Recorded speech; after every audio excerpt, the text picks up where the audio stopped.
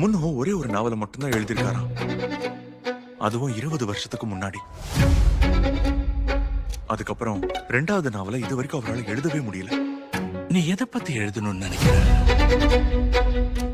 என்ன எழுத ட்ரை பண்ற? அதையும் நீங்களே சொல்லுங்க ப்ரொஃபசர். உன்கிட்ட நல்ல திறமை இருக்கு. என்கிட்ட லிட்டரேச்சர் டியூஷன் எடுத்துக்க, வாரத்துக்கு ஒரு தடவை. ப்ரொஃபசர் ஹோமனோவுக்கு நன்றியை தெரிவிச்சுக்கிறேன்.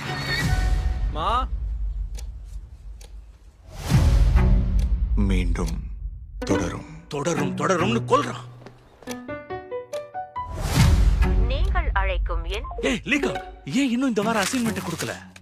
எழுதுறதுக்கு ஒண்ணும் இல்ல. உனக்கு நான் கொடுக்கறது விசாரணை அசைன்மெண்ட். திடீர்னு நெஞ்சு படபடன்னு அடிச்சுக்கிச்சு.